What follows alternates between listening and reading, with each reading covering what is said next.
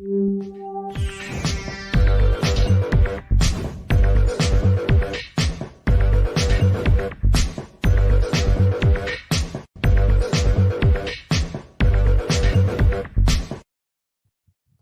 everybody, welcome to the show. You know where you are, the 9 at 9 with me, Tigo. And you know it's a VIP day. And if you've been following the schedule, you know we're going to talk about finance today. Maybe a little bit. We're actually going to talk about legacy. And no, I am not talking about your shoe collection. Y'all going to have to sit right there. We'll be right back.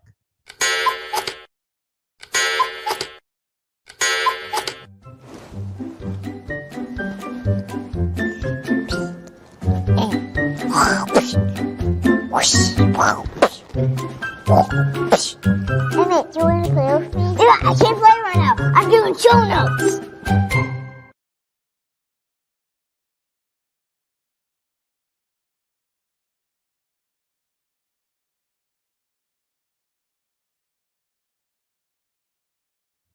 Hey everybody, yep, you heard me right. We're going to talk about, are you planning on leaving a legacy?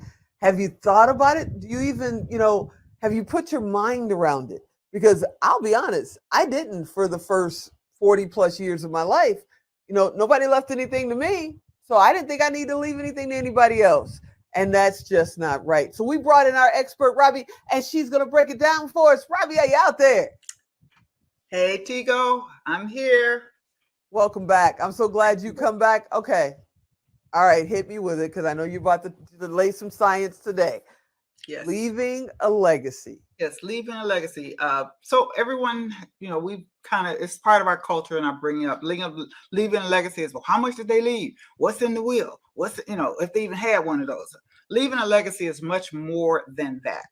It is like I like to say, it's not about the material things that you leave, because all of us can't leave material things. It's about the values and the principles and the things you leave inside of your family or even in your community that will allow them to continue to thrive through multiple generations. Pass it forward, passing things forward, the knowledge. And like our ancestors used to do, they used to tell the stories, they used to pass the values and the cultures forward. And we've kind of gotten away from that and we turned it into materialism. But when you're leaving a legacy, it's like anything else, you have to have a plan. But there's really three components to looking at your legacy. One is your children. That's where the passing it forward and passing the knowledge, because you can leave them $1 million. But if they don't know how to manage their money, if you haven't taught them financial principle or exposed them to financial principles, then that money is going to be gone. You didn't work hard to leave something for them. They don't know how to manage it. So you're really doing them a disservice. And it starts even today in doing them a disservice. If you're not letting your children help you pay the bills, if you're taking them to the bank with you, having them understand, here's the survive. This is how much money is coming in. This is how much money we need to survive. If anything left over, let's talk about what that money will be used for. So you can choose between food and an Xbox. You have to make some choices. You have to start making them choose. Not food and an Xbox. Between the food and the Xbox. I can't do both. The lights or the iPhone. Okay. Ooh. You have to start presenting them with those choices, not decisions, those choices, so that you all can survive and teach your children. That's part of your legacy, because you're leaving a legacy, whether you deliberately do it or not. Yeah. But are you leaving them a 40 legacy, working 40 days, for 40 hours a week, for 40 years of your life to live 40% of your income? Is that the legacy you want to leave? Or you want to leave them a legacy of how to build and grow wealth? Wealth is abundance. It's not about millionaires, billionaires. Unless that's what you want to be, then you plan to be that. But it's about how much abundance do you need to survive and live the life you desire and deserve. You have to teach that to your children. That's your first legacy. The second part of the legacy is estate planning. I've talked to people about a will. So this is what I like to say to the people. I want you to close your eyes and I want you to listen to the hospital sounds, the beeping and the beeping, but you can't speak, you can't move, and you hear this voice and you're like, oh my God, why are they there? What? And they tell the doctor, pull the damn plug. My question to you is, who do you not want that person to be? I would write down who I want to be responsible for me as an asset. Who's responsible for your children? You want them to go to Uncle Joe? Aunt Sally? I don't know. Who do you want your children to go to? Who do you want your money? Who do you want your pet to go to? Your doggy? Do you love your little doggy? Who you want them to go to? Wow. Some animal shelter? You have to write these things down. That's what an estate plan is. You write down who will be responsible for the things in your life that are of value. Don't worry about having a mansion and all that stuff. That's not an estate plan. An estate plan is what you own of value. And what do you want to happen to those things of value when you're not here or when you're incapacitated? So stop worrying about your wife laying up with the man and living off your money. Because you know they are. She probably laying up with the man while you're still alive. So why are you worried about that? No, she didn't. Okay. When you did, right? So okay, that's a different show. That's a different show. Quit worrying about stuff that you have no control over. Worry about the things you have control over. You can have the last word. You can say, well, you can still write it down and say, well, she get married within whatever. No, she can't get it until after she get divorced. You can tell exactly what you want to happen. Wow. If you don't want her to have, at least leave it for your kids or leave it for your church or leave it for your community. But leave it to somebody, right? So do an estate plan. And then the third is insurance. People. My grandma had a burial policy. Insurance nowadays is not about death, not just about death. It's about survival. Okay. Allowing you to survive if something happens to you. There's living benefit insurance now today, stuff they didn't have back in the day, right? And then it's about your family being able to survive. We got this little burial policy, little 10,000, 20,000, they could bury me. Well, how are your kids going to eat? If you start and you get your insurance early enough, it's cheap. You can have $1 million policy to leave to your children so that they can thrive. That's the thriving part. Or even so they can survive. So we have I gotta ask. Beyond leaving them some gym shoes or leaving them some money or leaving them the car. I gotta ask, because a lot of people go through this point where, another part of legacy for me is information. I've been through a lot in my 58 years on this planet. I have a lot of information to share, but sometimes young people don't want to listen and they don't want to hear you, so you put the life insurance policy together, you do all of that, but they haven't listened. So they don't know how to use that. Going back to what you said last month, if you don't understand finance, if you don't know how to get out of your grind, if you don't know how to survive, then me leaving you $1 million, you're going to go out and buy, as my dad said, 5 cars, you got 1 butt.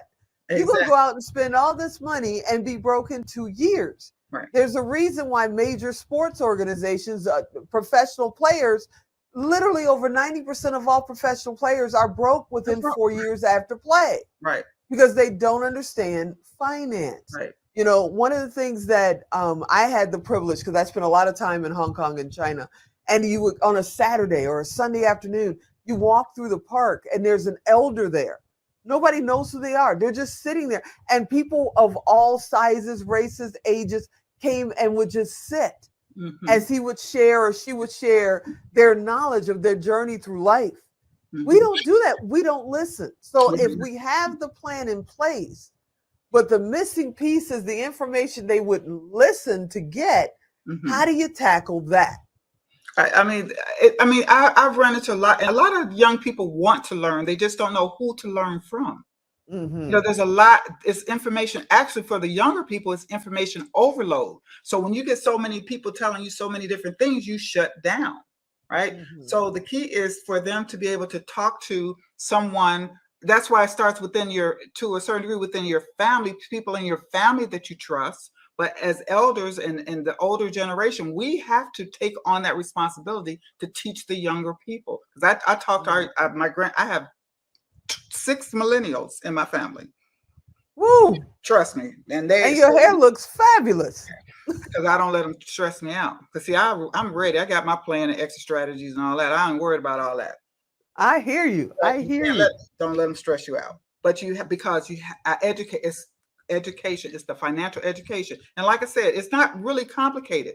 The whole accounting and economics and trigonometry and all that stuff has been clouding personal finance. That's not personal finance. That's corporate finance. Personal finance is add, subtract, multiply, and divide. If you can do that, you can manage your personal finances. Understanding a stock is not that complicated. Understanding a bond is not that complicated. I like to break it down to its infinite description so you can understand what it is and relate it to your everyday life. And that's part of it. Part of it is that some of the information is so up here that it doesn't relate. You can't relate. You have to bring it down to how they can relate to it. Like the choice between the Xbox and the food. Make a decision. They can and I can't think better place to stop because we're gonna get cut off. Right. I gotta thank you. You came on every month. You shared your knowledge. I hope you'll come back again because I mean, literally, you've been on 4 times now, and we still haven't gotten past the snow peak on this mountain of finance. And I want to thank you so much because I've learned a lot. And if you guys go watch them because you'll learn a lot too. I want to thank you so much for hanging out and talking. And check out the show. Living Wealthy with Robbie is going to cover a lot of principles. There you go. So tell them where to find your show. Living Wealthy with Robbie on jd3tv.com, and it will cover each of the 7 principles, and I take deep dives into each one of them. So that's amazing. Not to know. You will know. You're the best, Robbie. Thank you so much for hanging out with me. I learned a lot. Thank you for having me. I appreciate it. All right, everybody. Now, if you want to know more, yes, I'll get her back. I promise. I'll get her back later in the year, maybe early part of 2023. We'll get her to come on and do another 3 months. But if you want to know more now, either go to Tigo Direct and send her a direct message. You know how this works. Or go to JD3 TV. Check out more episodes of Expert Talk. But check out more episodes of Miss Robbie's show too, and a lot more out there. I'm going to tell you, you want to know what's going on. I hope you enjoyed this episode. I hope you'll come back next time. And as always, I'm Tigo. I'll talk to you next time. I got to write some more notes down. I'll talk to y'all later. Bye-bye.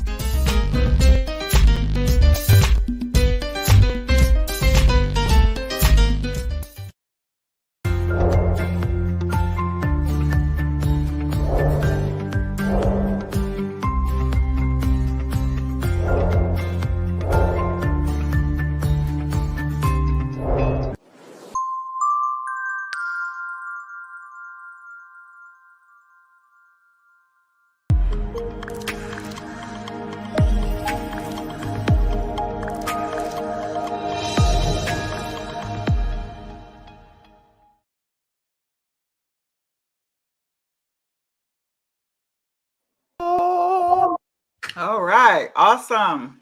That was fun. Thank you so much for sharing.